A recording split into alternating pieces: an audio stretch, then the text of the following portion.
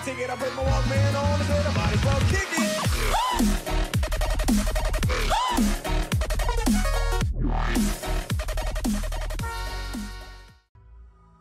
Hey, this is Shadow Reviewify, and with mini review number 5, and I'm doing RimWorld. I just found this game not too long ago, and I've running right now Alpha 8, and I'm just going to show you a little bit of the game, show you how it works, and the differences it is from other games, such as Prison Architect. When I first saw this game, it looked just like Prison Architect, but I found out that this game, RimWorld, is Prison Architect on crack. So right now I'm picking my storyteller and the easy, hard, medium levels that I want on there, and then starting my colony. So I'm choosing right now a mountainous region because I like to work in the mountains, and I like somewhere where it's not too hot, not too cold, and I'm checking the different characters and stuff that you can get. It randomizes it every single time, traits and everything. So, alright, the main dialogue box that shows, you know, that I crash landed onto this RimWorld planet.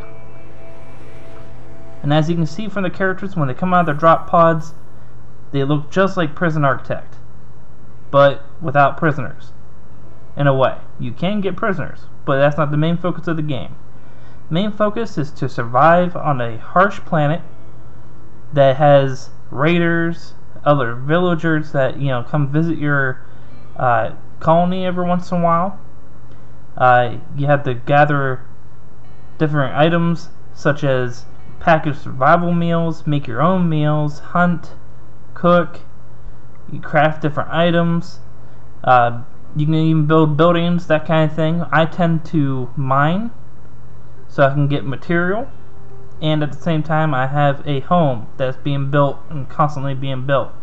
So I always like to check the characters to see if they're if they don't like prosthetics, that kind of thing, or they're brawlers because they don't like ranged weapons, that kind of thing. And I always like to give them their weapons right off the bat because, you know, you need to hunt, you need food, and you also, if anything ever happens, you need to protect yourself. So right now I'm doing my stockpiles because that's the first thing you should do is make your stockpiles. There's both dumping and regular stockpiles. Dumping is for those big blocks of rocks. They're called chunks, and for like dead bodies, that kind of thing. So and then we got the regular stockpile, which is for everything else. So while they're doing that, I'm going to start designing my home and mine it out. And I like to put it in a place where I can funnel all the action and make sure I'm well protected. Now, what's nice that's different from Prison Architect is that you can manage the priorities of your colonists, so that you know what they're doing, they know what they're doing, everything runs smoothly, that kind of thing. And if you do it manually, you can assign different numbers, so you can make it so that instead of firefighting, you can have somebody clean instead. So, which isn't a very good idea. Now there are hazards, such as your batteries exploding out of nowhere. That's your storyteller. Makes it interesting. Random events that happen. I unfortunately had a major fire and it destroyed a lot of my batteries. I lost all my charge, and I ended up having to build it back up again. But I survived, got stronger, and expanded my base. So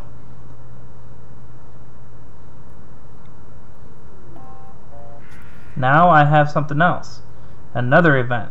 Now a local squirrel has gone insane. So I always like to make sure they hunt it right off the bat, just in case, because this thing will attack your colonists, and it will kill them. I've seen it happen. So now I'm showing you the rest of my base. I've expanded. I found I revealed an area, as you can see on my right hand side, and I have my rooms where everybody sleeps, and then place for when they get medical care, that kind of thing. And at the bottom left hand corner you can see that I am building a storage area. This one actually happens to be a specific storage area for food only, because your food does spoil, including the meals, except the packaged survival meals, but I just include those in there as well.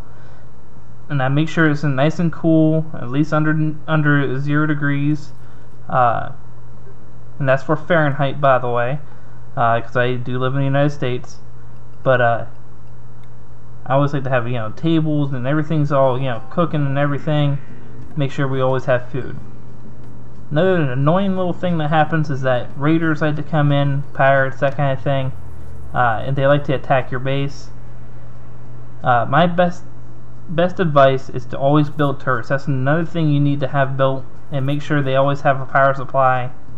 That's why I specifically chose this spot, so that it will funnel all the action and they'll all get killed, unless they happen to attack one of the coolers or something like that and get in a different way. Now, you can get prisoners, and you can actually recruit those prisoners, or you can just starve them out and kill them, that kind of thing. But your main objective, besides surviving, is to get more colonists. If you get more colonists, you get more work done, hence you survive longer. And it's just made it really interesting for this game specifically, because I've never seen any other game like it. Nothing 2D like this, and it's really fun. The replayability is really high, and they also have mods, so you can consistently keep modding and have more features. And sometimes those mods, if you make a mod for this game, will be added into the actual game. I've already seen that happen in Alpha 9. So this is where I'm actually capturing them, that kind of thing, and making them part of my colony. A lot of people have asked me, hey, am I able to actually end this game? Am I able to actually win? Yes, you can. There is an end game. You can build a ship, you can get off this rock. And I happened to do just that in this game. I rescued every single one of my colonists, and we got off the planet. So this game is actually pretty fun. I really recommend you go buy it, go download it, enjoy it, have fun, honestly. And always, thanks for watching. Shadow Review 5.